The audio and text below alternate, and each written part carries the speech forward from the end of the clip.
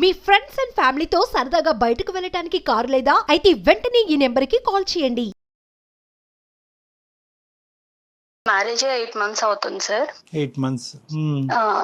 యాక్చువల్గా మ్యారేజ్ నేను నా ప్రొఫైల్ ని మ్యాట్రిమోనీలో అప్లోడ్ చేయడం వల్ల నాకు వచ్చిన మ్యాచ్ మా హస్బెండ్. సో అతని పేరు విశ్వ సార్. అతను కూడా సాఫ్ట్వేర్ ఎంప్లాయ్ అన్నమాట. సంతోషం. అండ్ ఆర్ఫన్ అన్నమాట తను. ఆర్ఫన్ అంటే వెనక ముందు ఎవరు లేరు, తల్లిదండ్రులు ఎవరు లేరు. ఎవరు లేరు సార్. ఓకే. సో మా పేరెంట్స్ కూడా ఏమన్నారంటే ఎవరు లేరు కాబట్టి సో బేసిక్ గా ప్రాబ్లమ్స్ ఏం లేవు అన్నట్టుగా ఓకే చేసుకున్నాం. అతని ప్యాకేజ్ కూడా మంచిగా ఉంది. అందరం కలిసి హ్యాపీ ఫీల్ అయ్యి మ్యారేజ్ చేసుకున్నాం సార్. 3 months లో మా మ్యారేజ్ అయిపోయింది. పెద్దల సమక్షంలో చేసుకున్నారమ్మా? అంటే అందరిని పిలిచి? అవును సార్, అవును సార్. Arranged marriage. కాదు, అరేంజ్డ్ మ్యారేజ్ కానీ అందరు పెద్దలు వచ్చారుగా. మన సైడ్ వాళ్ళందరూ వచ్చారు. తనకి ఎవరు లేరు కాబట్టి తను ఒక్కడే వచ్చారు సార్. ఫ్రెండ్స్ కూడా ఎవరు రాలేదు. ఫ్రెండ్స్ కూడా రాలేదా? ఎవరు రాలేదు మ్యామ్. సో ఇంకా 8 months అవుతుంది సార్. బానే ఉన్నాము. బట్ రీసెంట్ గా నాకు 1 week బ్యాక్ మా ఫ్రెండ్ కాల్ చేసింది సార్. తనకు మంచి కంపెనీలో జాబ్ వచ్చింది. సో ఇంకా వేకెన్సీస్ ఉన్నాయి, నువ్వేమైనా ట్రై చేస్తావా, ప్యాకేజ్ బెటర్ ఉంది అని చేసింది. సో ఏంటి కంపెనీ అని అడిగేటప్పటికి అది మా హస్బెండ్ వర్క్ చేస్తున్న కంపెనీ అని తెలిసింది నాకు. ఓకే. సో ఇలా ఓకే మా హస్బెండ్ కూడా అక్కడే వర్క్ చేస్తున్నారు కదా అంటే డీటెయిల్స్ అన్ని చెప్పిన తర్వాత అవునా ఓకే అంది. సో ప్రాజెక్ట్ వర్క్ మీద ఆయన ఎవ్రీ మంత్ చెన్నై వెళ్తూ ఉంటారు సార్. అదే విషయం తనతో షేర్ చేశాను అనమాట. ఇలా ఎవ్రీ మంత్ తను ప్రాజెక్ట్ పని మీద చెన్నై వెళ్తూ ఉంటారు, మీకు ప్రాజెక్ట్స్ ఎక్కువ అనుకుంటా కదా అని ఇట్లా డిస్కషన్ అయితే అట్లాంటి ప్రాజెక్ట్స్ ఏం లేవు, ఇక్కడ అంతా వర్క్ ఫ్రమ్ హోమే చేస్తున్నారు అందరూ.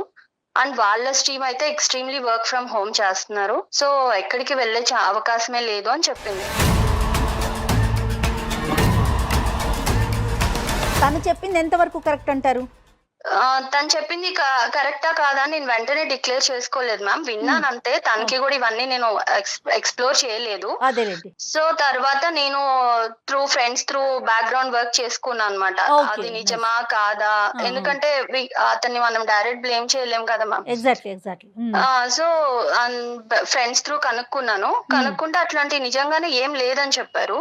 సో అసలు ఏం జరుగుతుంది, ఎందుకు వెళ్తున్నాడు చెన్నై అసలు కనుక్కుందాం అని చెప్పేసి నేను ఫ్రెండ్స్ త్రూ తన లొకేషన్ ఎక్కడున్నాడు ఏంటి అని కొంచెం వాళ్ళని రిక్వెస్ట్ చేసి తెలుసుకొని తన్ని వెళ్ళాను మ్యామ్ ఆ ప్లేస్ కి. ఓకే అండి. ఓకే. అక్కడికి వెళ్ళి చూసేటప్పటికి ma'am really I was shocked. నేను అసలు నా లైఫ్ లో ఇట్లా జరుగుతుంది అని నేను ఎక్స్పెక్ట్ కూడా చేయలేదు మ్యామ్. అక్కడ అతనికి ఆల్రెడీ మ్యారేజ్ అయిపోయింది. మ్యారేజ్ అయిపోయిందా? 1 year చిన్న బాబు కూడా ఉన్నాడు మ్యామ్. ఆ అమ్మాయితో ఎంతకాలం అయిందంటమ్మా పెళ్లి అయ్యి? ఫస్ట్ ఆమెతో 2 years అయిందంట సార్. 1 year బాబు ఉన్నాడు. ఆ అమ్మాయి ఎలా రియాక్ట్ అయింది నిన్ను అక్కడ చూసి? ఆ అమ్మాయి ఎదుర్కొంటానే నువ్వు వెళ్ళావా లేదంటే ఆ అమ్మాయి లేకుండా ఇతను అడిగావా? తను కూడా ఇప్పుడు నా సిచ్యుయేషన్ అయితే అంది కూడా తనకి తెలియదు, ఎక్స్పెక్ట్ చేసి ఉండకపోవచ్చు, అసలు ఏం జరుగుతుందో తనకు అర్థమై ఉండకపోవచ్చు. ఐ మీన్ నేను గట్టిగా అరవడం తిట్టడం ఒక చెంపదెబ్బ అయితే వేసాను కోపం వచ్చి. ఒక దెబ్బ కానీ మీరెవరు, మీకు ఏం రైట్ ఉంది, ఎందుకు కొడుతున్నారు మా హస్బెండ్ అని అడిగింది. సో జరిగిందంతా చెప్పిన తర్వాత షీ వాజ్ ఇన్ షాక్. ఇలా జరిగిద్దని నేను అసలు ఎక్స్పెక్ట్ కూడా చేయలేదు ma'am. I can't digest. And నేను ఇప్పుడు ఈ సిచ్యుయేషన్ నుంచి ఎలా బయటకు రావాలి, ఎలా నెక్స్ట్ నా స్టెప్ ఏం తీసుకోవాలి, నా పేరెంట్స్ కి ఏం చెప్పాలి, సొసైటీలో నా పరిస్థితి ఏంటి, అసలు నాకేం అర్థం కాలేదు మ్యామ్. అందుకే నేను మిమ్మల్ని అప్రోచ్ అవ్వాల్సి వచ్చింది. ఆ సిచ్యువేషన్ తర్వాత అతనితో మాట్లాడారా? మాట్లాడితే నా వల్ల నువ్వు ఎప్పుడు హర్ట్ అవ్వలేదు కదా, నేను ఎప్పుడు ఇబ్బంది పెట్టలేదు కదా, నిన్ను బాగానే చూసుకున్నావు కదా అంటున్నాడు మ్యామ్. ఎంతవరకు కరెక్ట్ మ్యామ్? నన్ను బాగా చూసుకున్నావు అనడానికి అసలు ఇక్కడ ఛాన్స్ ఉన్నా ఐఎమ్ సెకండ్ వైఫ్ ఇప్పుడు. How can I digest that ma'am? అమ్మా కావేరి సార్ చెప్పండి సార్. ఏం స్టెప్స్ తీసుకోవాలి అనేది ఎవరు చెప్తారమ్మా? ఇప్పుడు తీసుకోవాల్సిన స్టెప్స్ ఎప్పుడు తీసుకోవాలి? Before పెళ్లికి ముందు marriage కదా? తీసుకోవాలి. నువ్వు ఇప్పుడు పెళ్లి తర్వాత చేసినటువంటి ఎంక్వైరీల్లో ఒక 1% అయినా పెళ్లికి ముందు చేసుంటే కనుక ఏదో ఒక గుట్టు అయితే బయటకు వచ్చి ఉండేది. అమ్మా నాన్న లేరు, అంతవరకు అర్థమైంది. వెనక ముందు ఎవరు లేకపోవటం అనేది మాకు అర్థమైనా కూడా స్నేహితులు కూడా లేనటువంటి పెళ్ళి ఏంటమ్మా? అతని తరపు ఎవరూ రాకపోవటం ఏంటి? మీ తొందర ఏంటి అసలు నాకు అర్థం కాలేదు. నువ్వు చదువుకున్నటువంటి అమ్మాయి ఏంటి, పెళ్లి రేపో ఎల్లుండో జరగకపోతే ఏమైనా ఆకాశం నెత్తి మీద పడుతుందా? మిద్దిరికి నెత్తి మీద పడుతుంది, ఏమవుతుంది? ఏంటి ఆ తొందరపాటుతనం? నీకు ఎంక్వైరీ చేయాలన్న ఆలోచన సమయస్ఫూర్తి లేదు. మీ తల్లిదండ్రులు మాత్రం ఈ కొద్ది గొప్ప ఎంక్వైరీ చేయకూడదా? పేరెంట్స్ ఎంక్వైరీ చేయాలి కదా. మీకు కనిపించినటువంటి ఫిగర్ ఏంటంటే ఆ ఆరు అక్షరాల 6 నెంబర్స్ ఫిగర్ కనిపించింది మీకు. ఒకటి వెనకతల 00000 కనిపించింది. ప్యాకేజ్ అట్రాక్టివ్గా ఉంది కాబట్టి వెనక ముందు ఎవరు లేకపోతే కనుక అత్తమామల టార్చరు, కుటుంబం యొక్క శాడిజం ఉండదు అనేటటువంటి ఆలోచనతోనే వెళ్ళావు. కానీ అసలు ఒక మనిషికి ఎవరూ లేకుండా ఎందుకు ఉంటుంది అనేది ఆలోచించలేదమ్మా మీరు కానీ మీ తల్లిదండ్రులు కానీ. ఇక్కడ మీతో పాటు తల్లిదండ్రుల పాత్ర చాలా ఉంది కదండి కావేరి. అవును మ్యామ్, యాక్చువల్ గా ఏంటి నేను అమాయకత్వం? మమ్మీ వాళ్ళు తెలుసు కదా మ్యామ్, ఇప్పుడు ఆల్రెడీ ఇప్పుడున్న సొసైటీలో లవ్ మ్యారేజ్ జరుగుతున్నాయి, అన్ని ఎవరి ఇష్టమైనట్టు వాళ్ళు.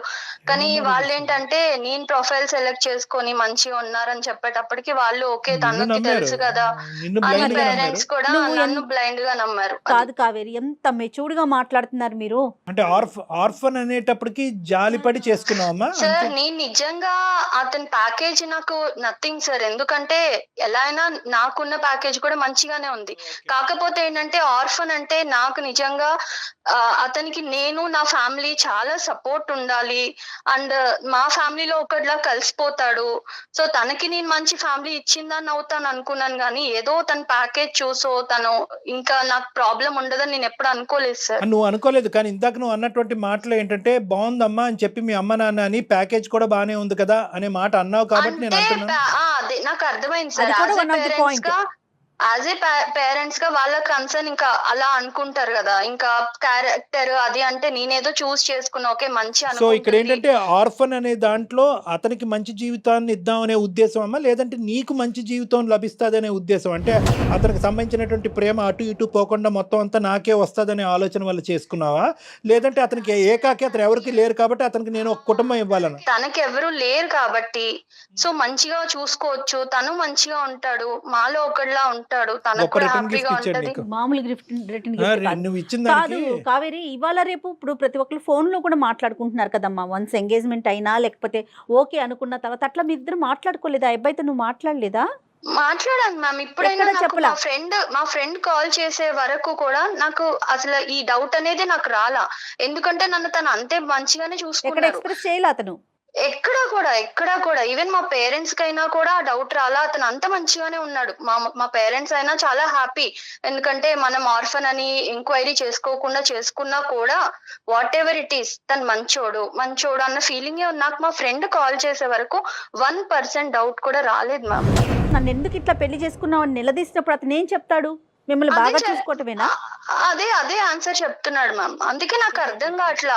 ఇప్పుడు ఇద్దరిని నేను తన్ని కన్విన్స్ చేసుకుంటాను, మంచిగా ఉందాం అంటున్నాడు మ్యామ్. అది ఎంతవరకు 1+2 అడుగుతున్నాడు అతను చక్కగా. వాడు కన్విన్స్ ఏం కన్విన్స్ చేస్తాడు? చేసుకుంటాను. ఎవరిని చేస్తాడు? వాడు ఏమన్నా పెద్ద ఇది అనుకుంటున్నాడా, పోటుగాడా? అసలు సెకండ్ వైఫ్ అనే పదం కూడా లేదమ్మా అసలు వాస్తవానికి ఏంటంటే. ఎందుకంటే సెకండ్ అనేది ఉంటది, కానీ ఆ ఫిల్ ఇన్ ద బ్యాంక్ లో ఎవరికి ఏది కావాలంటే అది నింపేసుకోవచ్చు. నీ దురదృష్టం ఏంటంటే సెకండ్ ఆ బంధం ఏంటో తెలియదు. ఇప్పుడు ఆ పరిస్థితిలో నువ్వు ఉన్నావు. సో కాబట్టి ఆ వైఫ్ అనే పదం కూడా కాదు అతను చేసినటువంటిది. ఎందుకు చూసే ప్రేక్షకులకి చాలా మందికి అర్థమై ఉంటుంది. ఇక్కడ నాకంటే లాయర్ గారు ఉంటే బాగుంటుంది. వాస్తవానికి అది చట్టరీత్యా నేరం, అతను చేసినటువంటి పని చట్టరీత్యా నేరం.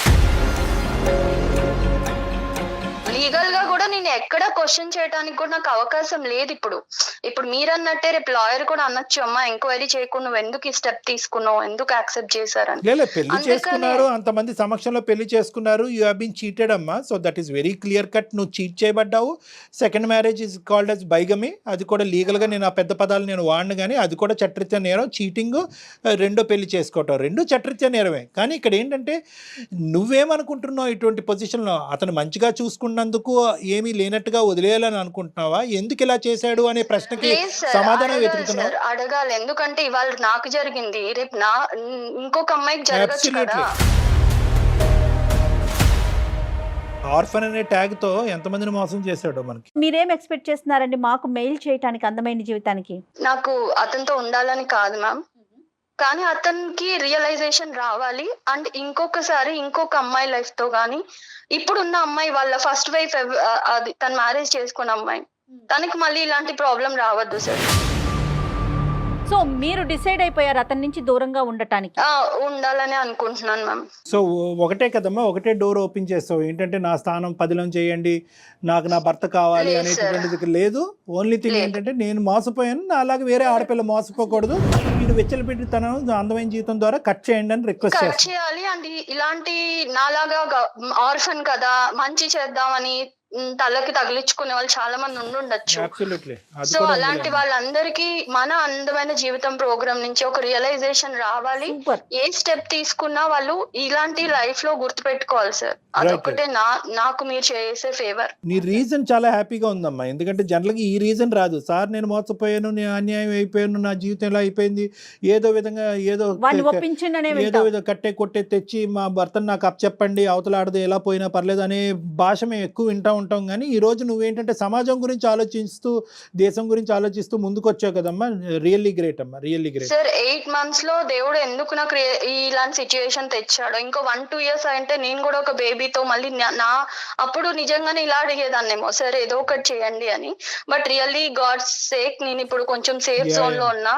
సో అలాగే ఇంకెవరు సఫర్ అవ్వద్దు సార్. ఇక్కడ ఏమన్నా ఒక పాజిటివ్ యాంగిల్ ఉందంటే కనుక నువ్వు ఇంకా కన్సీవ్ అవ్వకపోవటం, గర్భవతి కాకపోవటం అనేది ఒక పాజిటివ్ యాంగిల్ అమ్మా నిజంగా. ఎందుకంటే ఈ రోజు నీ మనస్సాక్షికి నువ్వు సమాధానం చెప్పుకోవాలి, రేపొద్దున పుట్టబోయే బిడ్డకి సమాధానం చెప్పుకునే దురదృష్టకరమైన పరిస్థితి రాలేదు. హ్యాపీ అతను దొరుకుతాడమ్మా మనకి ఇప్పుడు.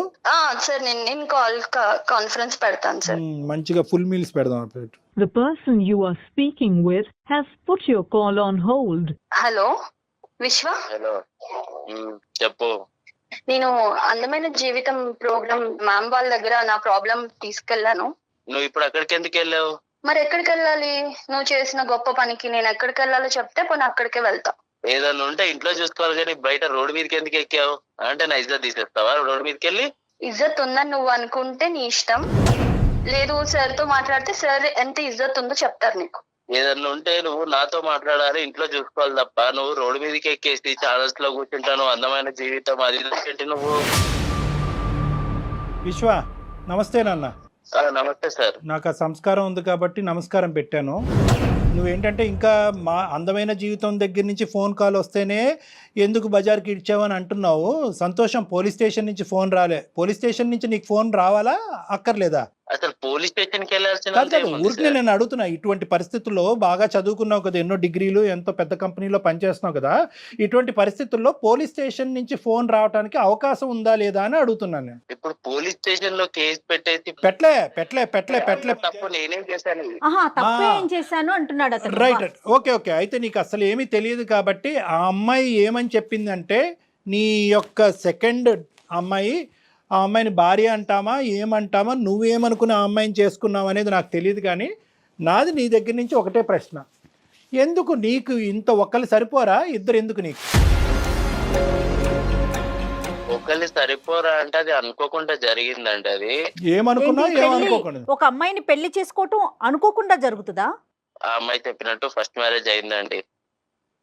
తను నా వైఫ్ వచ్చేసి చెన్నైలో వర్క్ చేస్తూ ఉంటుంది, నేను హైదరాబాద్ లో వర్క్ చేస్తున్నాను. తను ఎప్పుడు ఇక్కడికి రాలేదు. సో నా ప్యాకేజ్ ఇక్కడ బాగుంది, ఇక్కడికి రమ్మని తనని చాలానే అడిగాను, తను రాలేదు. తను దగ్గరికి నేను వెళ్దామంటే నాకు అవ్వలేదు. సో తను రాకపోయేసరికి నేను ఫన్ గా ప్రొఫైల్ పెట్టాను మ్యాట్రిమోనీలో. కదే మళ్ళీ చెప్పాలి నువ్వు, మాకు చిన్న కన్ఫ్యూజన్, మాకు అంత నాలెడ్జ్ లేదు.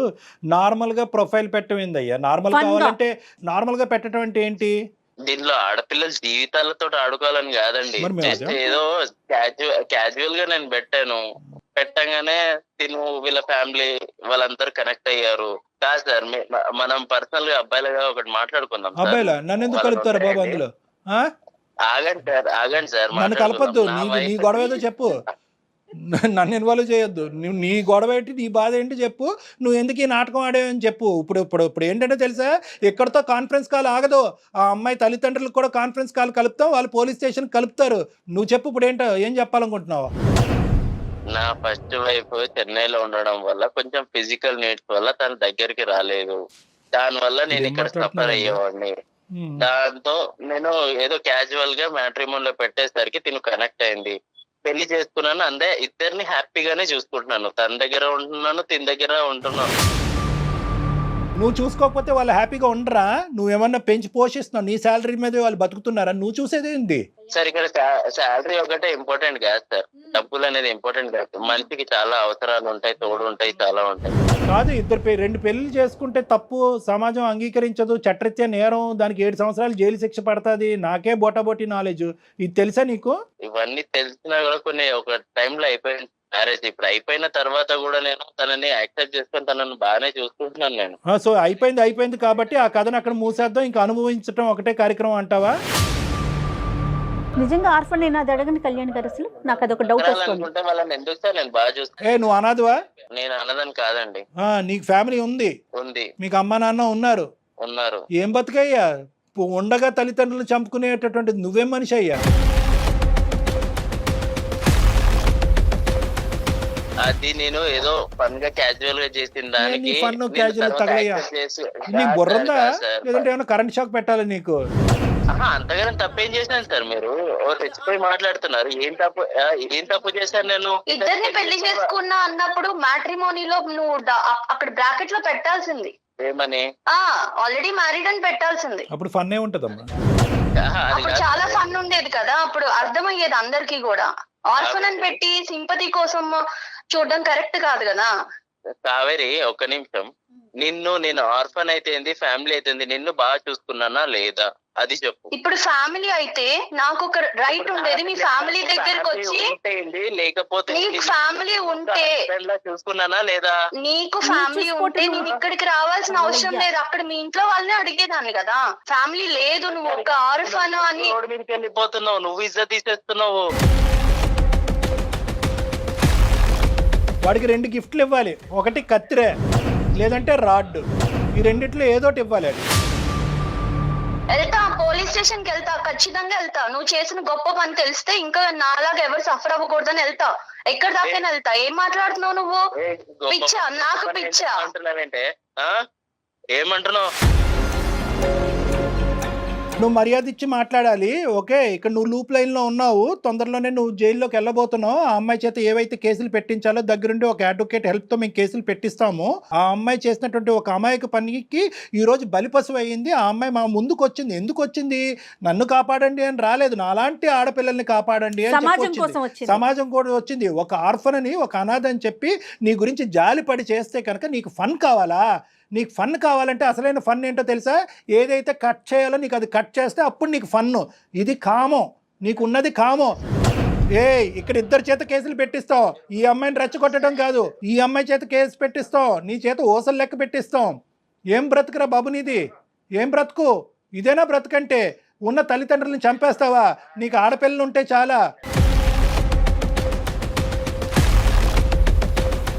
పిచ్చిదాన్ని అనుకుంటున్నావా? ఏదో ఒక్కసారి జాలిపడి ఆర్ఫన్ అని నా లైఫ్ లో నీకు ప్లేస్ ఇచ్చాను. ఇచ్చింది నువ్వు నిలబెట్టుకోకుండా నువ్వు ఎలాంటాడో బయటపడిన తర్వాత నీ మాటలు మాట్లాడడం కూడా అనవసరం నీతో. Direct sir please. ఎలాంటాడో అంటున్నావు ఏంటి? బాగా చూసుకోలేదా నేను? ఏంట్రా, అది ఎవరైనా చూసుకుంటాడు రా బాబు, ఎవడైనా చూసుకుంటాడు. కట్నం ఇచ్చి పెళ్లి చేస్తే ఎవడైనా చూసుకుంటాడు, నువ్వే కాదు. సంబంధాలు ఉన్నాయా? చాలా సంబంధాలు ఉన్నాయా? నేను తర్వాత ఎవడైనా చూసుకుంటాడు అంటున్నావేంటి? ఎవడైనా అంటే కట్నం ఇచ్చి పెళ్లి చేసుకుంటే ఎవడైనా చూస్తాడు, నీలాంటోడు. అర్థమవుతుందా? దానికి పెద్ద నువ్వేదో గొప్ప చేసేసినట్టు నన్ను తెగ. అర్థమవుతుందా? నేను కేసులు పెడతాను, అది చేస్తాను అంటే రెచ్చిపోతున్నావు అక్కడ ఉండి. ఏమీ రెచ్చిపోవట్లేదు. ఆ అమ్మాయి మేము రెచ్చగొట్టలేదు, ఆ అమ్మాయి రెచ్చిపోవాల్సినటువంటి అవసరం లేదు. ఈ అమ్మాయి మాట్లాడేవన్నీ వాస్తవాలే. ఆ అమ్మాయి ఏమీ కలగని మాట్లాడలేదు. ఆ అమ్మాయి సమాజం గురించి పోరాడుతుంది. ఆ అమ్మాయికి 210% మా సపోర్ట్ ఉంటుంది. నీ లొకేషన్ కూడా మేము ఇప్పుడు ట్రేస్ చేసాం, నువ్వు ఎక్కడున్నావు అనేది కూడా మాకు తెలుసు. తొందరలోనే నీ దగ్గరలో ఉండే పోలీస్ స్టేషన్కి వెళ్ళి, లేదంటే అక్కడి నుంచి ఇక్కడ నువ్వు ట్రాన్స్పోర్ట్ అవ్వాలి.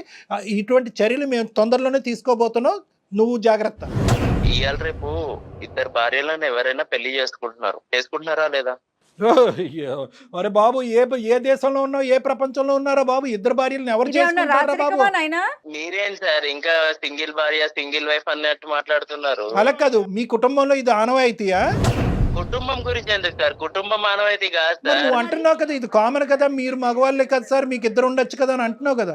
ఇటునండి, ఒక అమ్మాయి నన్ను సాటిస్ఫై చేయలేదు, నేను రెండో పెళ్లి చేసుకున్నాను. నీ సాటిస్ఫాక్షన్ కి లిమిట్ ఉందా? దానికి లిమిట్ కూడా లేదా? అంటే నీకు తెలియదు నాకు లిమిట్ ఉందా లేదా అని? నాన్న ఇది సమాజం, ఓకే, ఇది ఒక సమాజం, ఇది ఒక సాంప్రదాయం ఉంటుంది, ఇక్కడ ఒక చట్టం ఉంటుంది.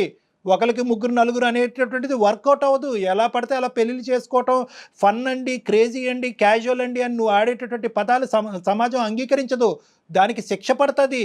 అసలు ఇవన్నీ మీకు తెలుసా? చదువుకొని ఉద్యోగం చేసిన మినిమం నాలెడ్జ్ కదా, ఇవి తెలీదా మీకు? ఏంటి ఫన్ను క్యాజువల్? నీకుంటుంది, జైల్లో ఉంటుంది ఫన్ను క్యాజువల్. కావేరి, నేను ఏమనుకున్నానంటే ఇంత చెప్పిన తర్వాత, ఇంత మాట్లాడి, ఇంత గర్జించిన తర్వాత ఎక్కడో చోట కొద్దిగైనా కూడా అతనికి కొద్దిగా కనువిప్పు కలుగుతుందేమో, పశ్చాత్తాపం పడతాదేమో, బహుశా ఎవరితో మాట్లాడి ఆ శిక్ష ఏమైనా తగ్గించచ్చేమో అనుకున్నాను. కానీ అతను నన్నే అంటున్నాడు, సార్ మీరేంటి సార్, మీరు ఇంత క్యాజువల్గా ఒక్కరితో ఎలా ఉన్నారని నన్ను అడుగుతున్నాడు. తన వే ఓకే, నేను కూడా రేపు రెండో పెళ్లి చేసుకుంటా మ్యామ్. నాకు రెండో హస్బెండ్ లా ఉంటాడా? చెంప పగలిపోతారు. నీ ప్రోటోకాల్ నీకు ఉంది. ఆడవాళ్ళు రెండోది చేసుకుంటే చంపలు పగల కొడతారు, 2, 3, 4 చేసుకుంటే మగవాళ్ళకు మాత్రం ఏం అనకూడదు, ఎందుకంటే నిన్ను మంచిగా చూసుకుంటున్నాను అది సరిపోదా అనేది. సార్ నేను మంచిగా చూసుకుంటాను సార్, మంచిగా చూసుకుంటా తన్ని కూడా. నేను ఇంకో పెళ్లి చేసుకుంటాను సార్. నాకు తను అలా ఉంటానంటే నాకు కూడా ఓకే సార్. ఏంటిది, ఏం మాట్లాడుతున్నావమ్మా? నువ్వు వేరే పెళ్లి చేసుకుంటావా? సెకండ్ గా నేను ఉండాలా? అసలు నీ ప్రాబ్లం ఏంటి చెప్పు? ఫైనల్ గా నీ ప్రాబ్లం రామాయణంతో చెప్పిన తర్వాత రాముడు సీతకి ఏమవుద్దని అడిగినట్టుంది. ఏమయ్యా నీకు? అవును కావేరి, నేను ఏ రోజన్నా నిన్న ఏమన్నా అన్నానా? నువ్వు అన్నావా, ప్రేమగా చూసావా, ఇవన్నీ సెకండ్. నేను కూడా నిన్ను అంతే ప్రేమగా చూసుకుంటా, అంతకన్నా డబుల్ ప్రేమగా చూసుకుంటా. నేను కూడా ఇంకో పెళ్లి చేసుకుంటా.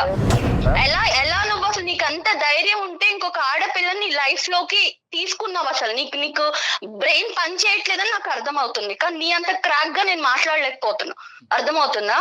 అసలు నీకు పెళ్ళే, నిన్ను నమ్ముకుని ఒక అమ్మాయి అక్కడ ఉంది విత్ కిడ్. నా ఫస్ట్ వైఫ్ దగ్గర నాకు ఎలాంటి హ్యాపీనెస్ లేకుండా, ఇప్పుడు నాకు నీ దగ్గర నుంచి హ్యాపీనెస్ లేదు, మరి నాకు హ్యాపీనెస్ లేదు.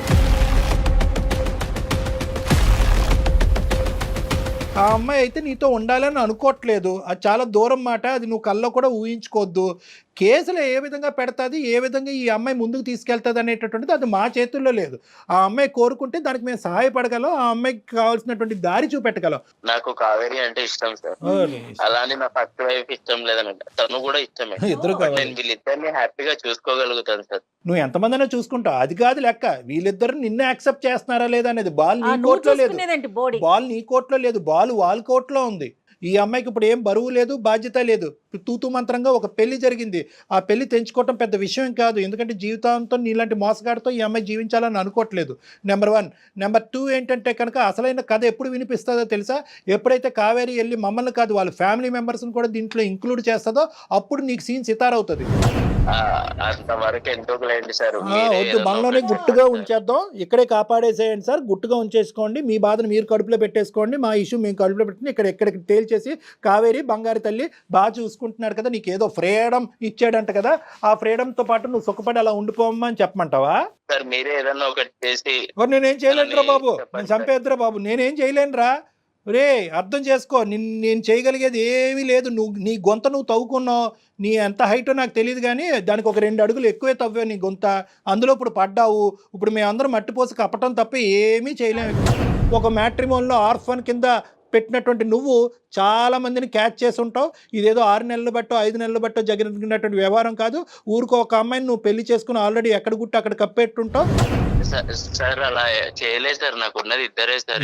టోన్ మారిపోయింది, టోన్ సాఫ్ట్ అయిందేంటి? అమ్మ కావేరి, నువ్వేం స్టెప్స్ తీసుకోవాలనుకుంటున్నావు చెప్పమ్మా, దాన్ని బట్టి మేము కూడా నీతో పాటు సపోర్టివ్ గా ఉంటాం. లేదు సార్, పోలీస్ స్టేషన్ లో కంప్లైంట్ ఇద్దాం అనుకుంటున్నాను సార్. ఎందుకంటే మనం ఇంతసేపు మాట్లాడితే ఇప్పుడు సాఫ్ట్ గా మాట్లాడుతున్నాడు, అంతకు ముందు తన వే ఆఫ్ టాకింగ్ ఎట్లుందో మీరు చూసారు. సో తన్ని మనం నమ్మటానికి లేదు మ్యామ్, నమ్మటానికి లేదు, 110% నమ్మటానికి లేదు. ఓకే బాబు, అది ఎలాంటి యాక్షన్ తీసుకుంటే తను బయట అడగకుండా ఉంటాడో అన్ని యాక్షన్ తీసుకుంది సార్. నేను ఎక్కడికి రమ్మంటే అక్కడికి వస్తాను. నా లైఫ్ ఖరాబ్ చేయకండి సార్. నేనేం కరప్ట్ చేశాను? నువ్వే కరప్ట్ చేసుకున్నావు. నువ్వు పైనుంచి కింద వరకు బ్లాక్ పెయింట్ వేసుకున్నావు. మేమేం కరప్ట్ చేసాం? చండాలం కానీ మేం చేసాం అంటున్నావు. పోలీస్ స్టేషన్కి వద్దు, పోలీస్ స్టేషన్ కళ్యాణ మండపం బుక్ చేయాలా నీకు? పోలీస్ స్టేషన్ కాకపోతే ఆ టైంలో అలా జరిగిపోయింది సార్. అదే ఈ టైంలో ఇలా జరుగుతుంది చూడండి. ఇప్పుడు బాబు ఏది మా చేతుల్లో లేదు. ఆ అమ్మాయికి కనువిప్పు కలిగింది. ఆ అమ్మాయి తీసుకునే స్టెప్స్కి మేము సపోర్ట్ చేస్తున్నాము. అర్థమైందా? ఇంకేది ఉన్నా కూడా లీగల్గా మాట్లాడుకోవాల్సినటువంటి అవసరం ఉంది. మేము అడ్వకేట్ని కూడా అప్రోచ్ అవుతాం. అడ్వకేట్ కూడా ఇందులో ఇన్వాల్వ్ అవుతారు.